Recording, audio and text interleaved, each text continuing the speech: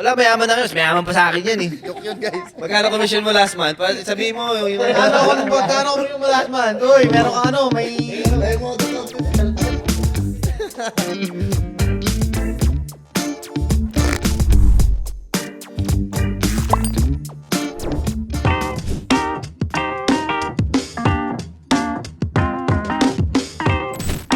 Unang-unang watch na nabenta ko, hindi ko siya nabenta eh, nag-trade kami eh.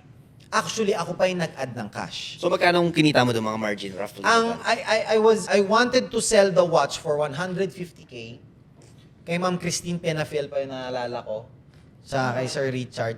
It was a Seiko. Omega, Omega. Omega na Speedmaster na reduced model. Sapphire crystal siya.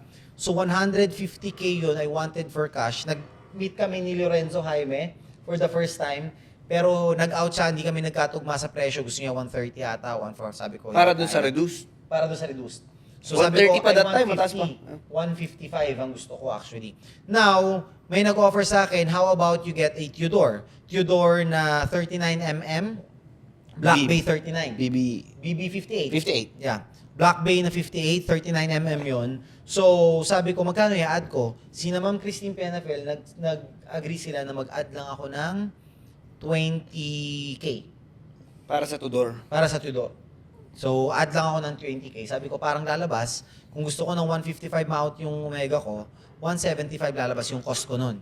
Now, sabi ko, bibenta ko ng 190. No, add ako, kinuha ko yon. So, try kong i-flip siya ng 190, trade ulit. Sa trade naman, may nag-add ng 80K plus yung, yung Rado na ceramic Captain Hook. Captain Cook. Captain Cook pala, sorry. Captain Hook. Captain Cook na Rado, na pure ceramic siya. So, nag-add siya ng 80K. So, parang lumabas sa akin na cost nun, if I want 190 for the Tudor, is 110. Tapos, nabenta ko siya ng 100, ng cash. Yun na yung first na cash. Nabenta ko na siya ng 140. So, meaning, kumita ako ng 30 mil doon. At the same time, yung una pa, yung sa mga trade ko pa, nakumita rin ako dun sa kasi yung gusto kong out dun eh. So ayun, dun na nag-start, I think. So, ikaw naman. Hindi ka ba nag-start Seiko? Hindi, doon yung pinakauna. Now, okay. nung nakuha ko yung 140 ko, sabi ko, will I put all the funds? On one watch or siguro meron madami? ako 200 to 300 eh. Lagay ko ba sa isang watch lang? Or damihan mo yung Or damihan ko na? Tama naman. Ang ginawa ko, dinamayin ko yung inventory ko. Nag-focus ako sa Seiko. Maganda Kasi mga mindset yan. 30-20. Ah? Sa akin naman, Dre, ano yun? Ay, Sa ikaw. akin, bro, ang nangyayari nun, parang nakaipon ako sa e-commerce kasi na maganda takbo ng e-commerce ko. Parang nakaipon ako, parang meron akong parang mga 2 million that time. Sabi ko, parang may pambili ako ng Rolex, di ba? Sabi ko, Oo. Hype, tayo na, bibili ako ng Rolex ulit. Sabi ko, samahan mo ako. Bla, bla, Alam bla, ko yun. bla, bla, bla. Diba? It's the Rolex Explorer 2 Yeah. na Polar 2019. 42mm to 2019 reference 216570. Actually, sinamahan niya ako. Sabi ko, samahan mo kasi ang mura ng price. Parang 565 ko lang Oo. ko bibili. So, parang 565 nabili namin. Pero ang current value or current market nun, parang nasa 630,000. So, Nabenta mo siya ng 615. Parang gano'n. Nabenta ko ng 615, parang nag-margin ako ng mga 45. Ganun. 45. So, parang yun, na parang nanggigil na kami parehas na putang ina. Okay pa rin pala. Kasi 40K, tangina, laki na nun, di ba? Na parang, Saka yung flip business, wala eh, hasado na kami. Biruin mo, sabi ko nga, since 2011, 2010, Nag-flip kami. flip na kami. Oh, even bro. So, dali na lang eh. Kung ito 2020, 10 years, parang easy na lang sa amin mag-flip eh. isipin mo, brother, yung mga kaklase namin nung college, putang ina, minsan may mga iPhone sila na bago. Siyempre, may mga lumang iPhone yun. Putang, saan na yung dati mong iPhone? Kunyari, 3GS. Binibili ko ng 3GS eh. Bibili ko ng 4.5, bibenta ko ng 7.5 Kaya, sa OLX. sabi ako Yung mga ganun, nagiging opportunista ako, bro. Kahit nung nasa real estate days ako, putay na. Eh, di syempre, may GC kami ng mga real estate, kaya mga ahente. Puta, may nag-post doon na parang may nagbenta ng Mio na motor. Eh, tayo na bawal yun doon sa group. So, parang, dinilit agad doon sa GC. Tibo-tibo, para Hindi. So, parang bawal. Syempre, real estate lang eh. Dapat, kumbaga, moonlighting yun eh. Parang ganun. Parang binabypass mo yung company. So, parang nag-post siya ng Mio doon na sobrang mura lang. Eh, na-delete agad. Eh, kilala ko yung nag-post. Pini-M ko siya, binalik ko yung Mio niya. Doon, alam mo, Oo. Gago, nadulas pa ako doon sa Mio na yun, doon sa parking ng Serendra. Oo, di binili ko parang 55K, tapos puto na flip ko ng 75K. Kumbaga parang every time may opportunity na dumadating na gano'n, na alam kong pwede akong kumita, ginagrab ko agad. Yeah. So Tama parang naman. ano yung mindset Usually agad. ako talaga dati, wala talaga akong believe sa yung mga bentahan ng mga ganyan, online. Eh, mga watches ni Hype, ang dami na, dumadami. Ang first watch na nabenta ko, sabi ko, Hype, sige, akin na ano, mga pictures. Try ko i-post. Try ko nga i-post yan. Unang-una nabenta ko, sabi ko, biglang may nag-reply sa ano, di ba yung mga marketplace? Hindi ako nagpo-post sa marketplace dati.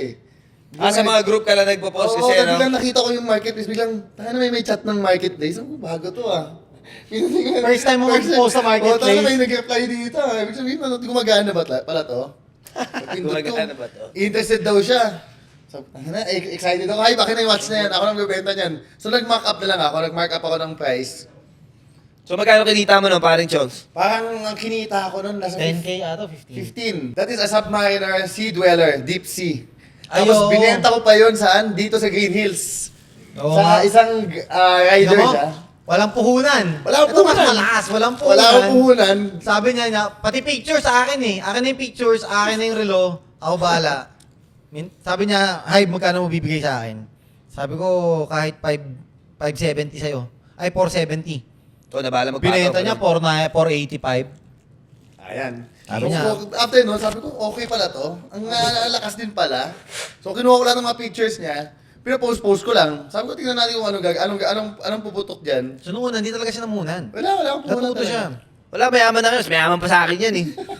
Joke yun, guys. Magkano commission mo last month? Sabihin mo, yung... Magkano ko yung last month? Uy, meron ka may... May mga accounts ka dyan. Asan na yung makeups ka dyan? Galing mo. May ang tissue.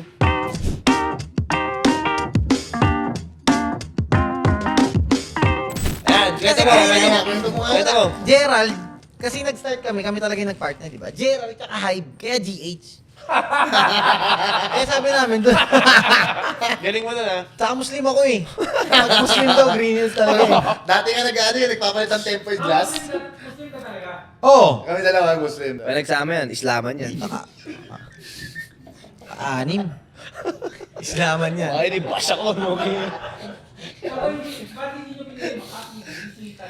Ganito. Originally, yeah. Ikaw na magkwento? Original, pagkwento mo. Excited. Crucial yan eh. Crucial lang kasing part na yan, Dre, promise. Oo. Crucial Okay, yung part na yan. originally kasi ito. Nagsabi na kami na parang kasi kami, very retailer talaga kami. Una-una, buong family namin background retailers. Kami flippers. Ilagay mo yung relo, retailer ka, tapos flipper ka ng relo. Online, gamay na namin. Nag-ads nga kami. Milyon ang binabayad namin dati sa ads. Sa mga pages namin, para sa mga, binibenta namin online, which is mga damit. Mhm. Ngayon, sabi ko sa kanya, bro, I think it's time, kaya na natin mag-shop. Tara.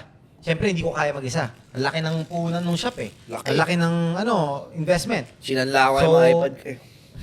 Laki. Kasi sobra. Sabi ko, tara, Gerald. Ngayon, pumunta kami White Plains. Nag-check kami. BGC, Makati. Sabi ko, Makati, mahirap po, nasan tayo titira? White Yung Plains sa kanya pinaka- yun, di ba? Yung may motorsiklo doon. Oo, doon. So, sabi namin, Makati, wag muna siguro. Asan ba ang market? Makati kasi marami na sa Greenbelt eh. May mga nagbibenta na, so wag na dyan. BGC, ang hirap. Ang taas ng renta. Sobra. Sabi ko, why not punta tayo sa somewhere QC? Na medyo QC premium, area, na medyo premium. So, naisip namin, White Plains. Maganda, may Corinthians. Punta kami doon. May isang area na commercialized na bago doon. Kumuha na kami. Kita na namin yung shop. Ang ganda ng ng space. Parang nasa 40. That's 50. Nag-roughly ka 40 square. Hindi, actually 30 lang. 31 pata. 31 square meters. 31 square meters. Sabi ko, okay na to. Starting, wala naman tayo masyadong Wala. May nagbago ka since hindi nag-boom kayo sa social media? May bago sa amin? Wala naman. Wala. Honestly, wala eh. Ano ba? Pero ayun, malaking learning para sa atin. Yeah. Hindi na bumili ng mga no papers na watches. Pero yun, naulit-ulit yun. Pero hindi na sa akin. Kasi my father passed away.